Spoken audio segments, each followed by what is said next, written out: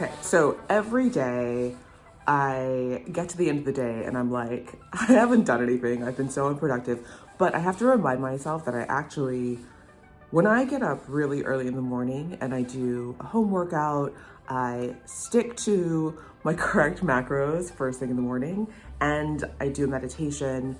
I think I have to remind myself that that counts. And so I'm just telling myself on video today that I did it. It's Saturday morning. It's like 8:30 and I've already done those things. So it counts. It counts for something. Last night, I think I spent like 3 hours scrolling through TikTok, which I think it's fine because it's Friday night.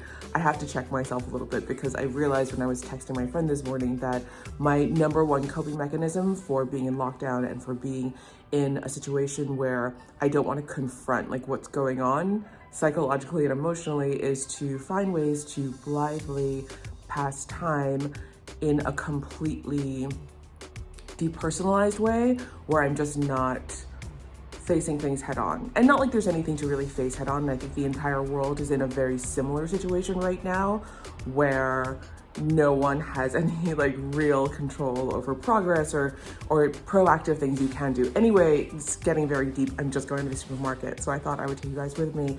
I have only been to the supermarket one time in the past week. I usually go twice, but I guess last weekend I went and I bought enough stuff that I got through the week pretty okay. I ordered out once because I was really craving Sichuan food.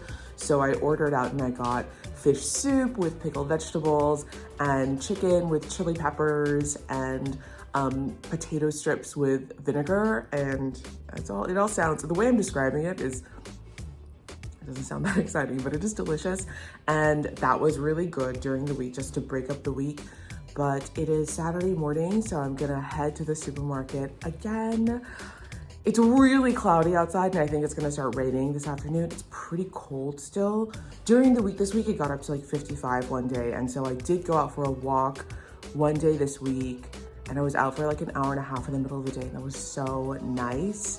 But today it's very misty. I do really like misty weather. So anyway, let's go outside briefly and see what's happening. And I'm wearing my big winter coat still. It's February, so.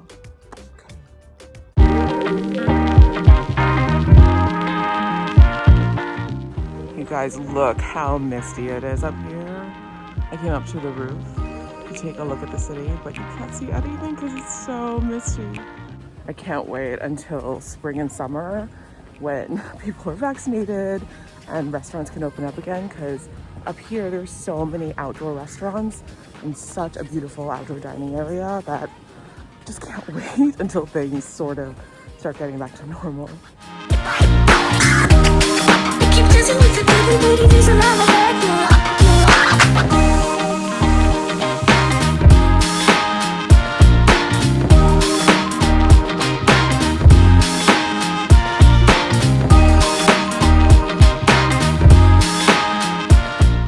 So I used to buy Marks & Spencer roast chicken all the time because I really loved it, but then my friend Claire told me that the second ingredient is sugar. So I just stopped buying it.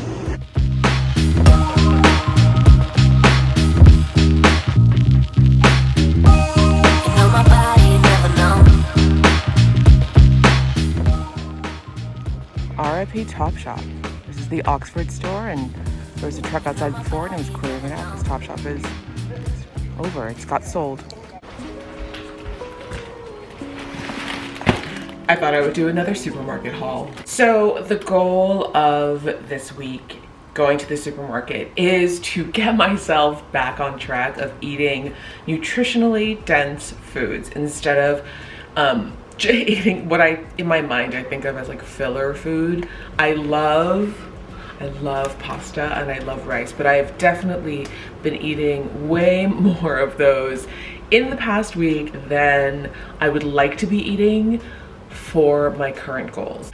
Anyway, I'm gonna work towards my goal. I'm gonna set myself up for success. So this is bag one. So I sort of ran out of space in bag one, so I'm glad I brought 3 bags. I have another bag over there, but this was the overflow bag, so let's open that one first. In here we have some sliced white mushrooms. I bought 2 bags of this salad, so you'll see it again. This is one of my favorite salads from Marks & Spencer. It is the Rosa Verde salad. It has a bunch of different types of larger lettuce leaves in it, and I really like this with my eggs in the morning, especially if I'm having avocado. Also because it's crispy but not too crispy, and the flavor is light, so it's not like an arugula or a stronger flavored lettuce, but it still has flavor, so it's also not like an iceberg or a spinach. I picked up some bananas. I've gotten really into eating bananas over the past couple of weeks. I wouldn't consider myself a banana person. Over the past few years, I think I can count on one hand how many bananas I've eaten, but over the past couple of weeks I have bought more bananas because I like to put them in my oatmeal, and I think the potassium is probably good for me right now. Today the bananas were all pretty ripe, and I can't eat bananas that quickly. I have like maybe one a day, so I tried to find the greenest one so they wouldn't go bad that quickly. Next, very important, I got some toilet paper, and I picked up one of these ready prepared family vegetable stir-fry mixes. It had bean sprouts, broccoli, carrots, peppers, and what else? And cabbage in it. I love cabbage actually, and you know what? I should buy more cabbage. Maybe I'll go out later and I'll get some cabbage, because I really do love like a pan-fried or a stir-fried cabbage. I haven't had it in such a long time. I always pick up pomegranates. This is so useful because you can't always find really good whole pomegranates at the supermarket here, and why would you be able to? They're not always in season, but you can usually find these little tubs of pomegranate. I love this in my Greek yogurt. It is sweet and tangy and crunchy and adds a really good texture. I'll put this and almond flakes and a little bit of honey with like some flax seeds and some chia seeds into some Greek yogurt, and it is my favorite snack. I had this moment when I was in the supermarket that I was like, oh, I have all this tuna in my apartment, and I haven't had tuna in a long time, but I don't just want to eat like tuna and peas, and like I always want to put like tuna, peas, and pasta together, but since I'm trying to avoid eating pasta right now or just minimize it, I am going to try to make a tuna salad. So I got some Dijon mustard, which you need for tuna salad. Here's another bag of that Rosa Verde salad. I got some pea shoots. I think you guys have seen me buy this before. I love pea shoots because you can eat them in a salad just raw like this, and I sometimes will just stir fry it, or I'll throw it in the microwave. 2 different kinds of mayo. This is the first one that's in this bag. It is a Sicilian lemon mayo. I've got red onions for my tuna salad. Over the past few weeks, I've been buying little milks, and I realized I can probably buy a bigger milk. And I finally bought measuring cups. I have not had measuring cups this entire time I've lived in England, so everything I've been doing by eye, which is actually fine. But I was thinking about starting to bake a little bit more, and when you bake, it has to be like, the proportions have to be quite precise, because baking is more like I guess it's more like chemistry, and the proportions have to be correct. So I got some measuring cups. They brought a whole bunch of new stuff downstairs to the ground floor from the second floor at Marks & Spencer. Right now, because of lockdown and social distancing, only certain floors of essential shops are open. So shops that sell more than just food and, you know, convenience products or like drugstore places, a lot of them have actually aggregated some of their other essentials that they know people want onto the main floor, so you can still have access. So Marks & Spencer brought a bunch of bedding downstairs, shoes, underwear has always been on the ground floor, but they've brought different kinds of underwear down to the ground floor now, and they've brought some cooking utensils. So today when I went, they had a bunch of pots and pans, which I was so tempted to buy a deeper saucepan, because my saucepan is great. I have one that I bought from Zwilling right before lockdown, but I am looking for one that's slightly deeper, and I'm still thinking about whether I really want to buy another pot. I already have 3 pots here. Anyway, so I got these because I'm so happy to see they moved them downstairs. So the stuff in this bag is reading material. So let me show you what I bought buy a lot of reading material. Like, I think maybe I get overambitious, but this is what I got. I bought today's Saturday, so these are the Saturday editions of the newspapers. So they're a bit thicker. They have like bigger feature sections. Most of them come with weekend magazines. So this is the Daily Telegraph. Also bought the Saturday edition of the Times. I've been buying the Times a lot. I usually do buy it in tabloid format when I see it if I go out during the week. And so I got the Times. Every Saturday I buy FT Weekend. Always support local news. And I got some new magazines. So I got this week's issue of Country Life. I got the new issue of Vogue UK, which has Angelina Jolie on the cover. It looks like it was a split run, so there were two different covers. There was one of her walking, and there was this one. I preferred this one, so I got this one. Sometimes publishers sell two of their magazines in one package for a discount, and so I got this. It's Living Etc., which is a really, really good monthly interiors and home magazine, and 25 Beautiful Homes, and you got two for $5.99 and you save $3.80 by buying two together. I would subscribe to magazines, which I think would save me a lot of money in the long run, but because I've only signed this apartment lease for 1 year, I don't know if I want to subscribe to a magazine because I just don't want to, at the end of the year, have to, like, if I move, I don't know if I want to, like, contact 1 million different publishers and be like, my address has changed. So I'm gonna wait until I figure out what my long-term home base is gonna be here in England before I start buying subscriptions to things. That's it for this bag. Bag number 2. Okay, I've gotten into this habit over the past couple of years of always buying blueberries when I see them, and if they look really, really good. These look so beautiful. They're like really plump, pretty looking blueberries. They are from Morocco. I bought a giant box of eggs. So this is probably the first time I bought one of these giant boxes. It's bigger than a normal box of eggs here in England. The eggs at Sainsbury's that I buy come in boxes of 10, and then sometimes you get a dozen eggs, or you can get like boxes of 6. I like to buy 2 boxes of 10 or 2 boxes of 12 eggs at a time because eggs, like, they last quite a long time, so I don't want to be schlepping them all the time. But I saw these today and I knew these existed, but I just never bought one. This is a box of 15 eggs. I'm sure you guys know by now, but in Europe, they don't keep their eggs in the fridge. At the store, they put them on the shelf because in the US, I guess the rules say that in order to sell eggs, you have to, farmers or egg producers have to wash the eggs in a chlorine solution before they are able to be sold to the consumer. But here, they don't have to wash the eggs in chlorine. So the eggs naturally have a protective coating on them when they come out of the chicken. So yeah, they last for a lot longer and they can be on the shelf and they don't have to be refrigerated. I got some cavolo nero, which is Italian kale. I really like it in soups and in stir fries.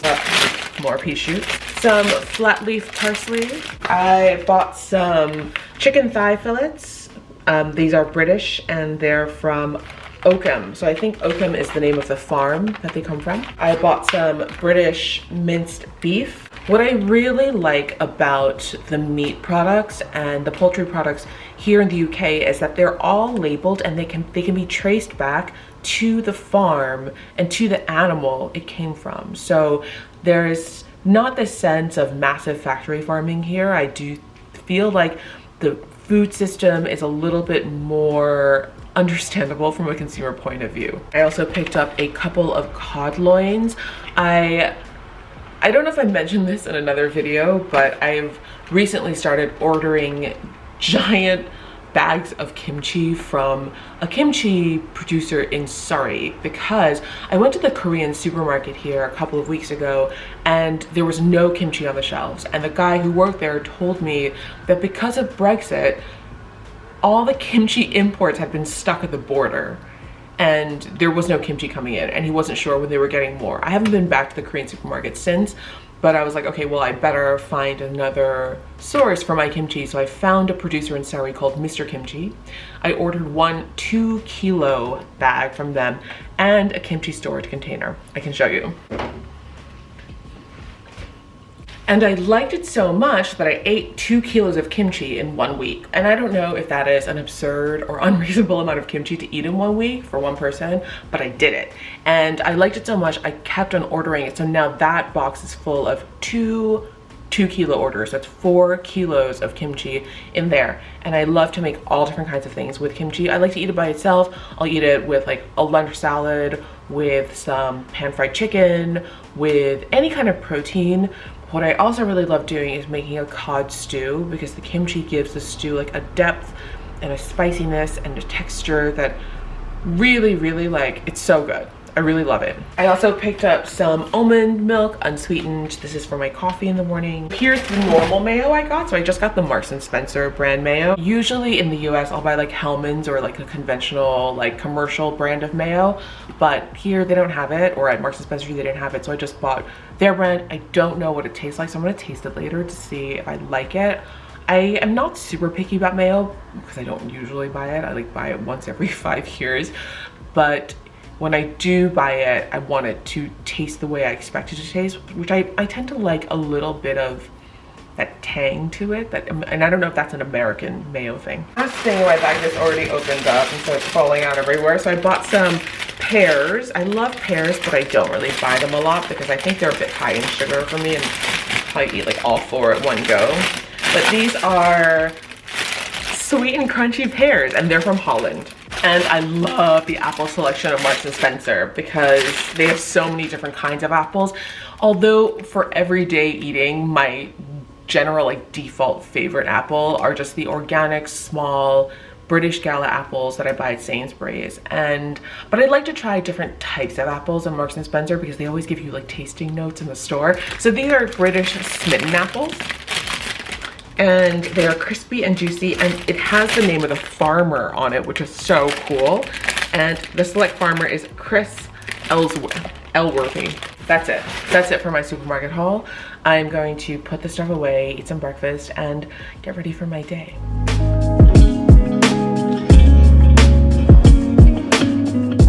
Okay, I spent the afternoon just reading the news, and then I've watched 4 episodes of Peaky Blinders season 2.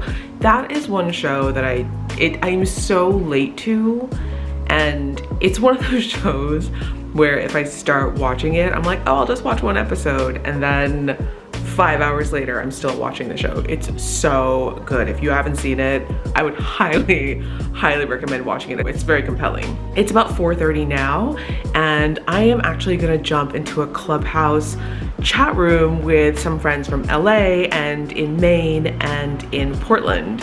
So old friends from New York, but we all live all over the place now.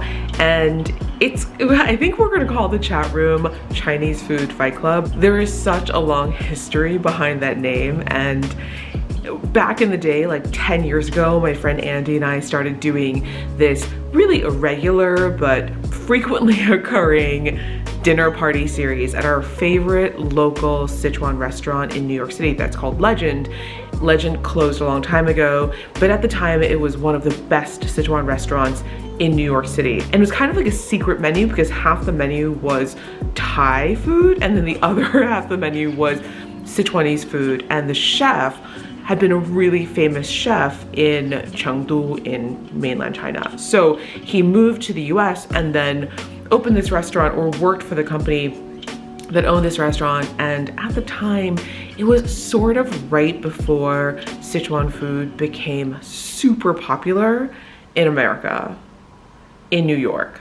So we would go there all the time, and then we would start bringing our friends, and Andy worked in the real estate and travel industry, and I worked in fashion, and we would always try to fill a table. So he would invite like 10 people, I would invite 10 people, and we would all sit down and just order so many things from the menu, and everyone would split the bill. And there's a whole long story about why it's called Chinese Food Fight Club, and it just goes back forever. I'll explain it at some point to you guys, but we're gonna do an ad hoc chat room tonight on Clubhouse based on just this idea of bringing people that we know together in a space and just to talk. And I think this is gonna be a very talky weekend for me. I have 2 Zooms set up with friends.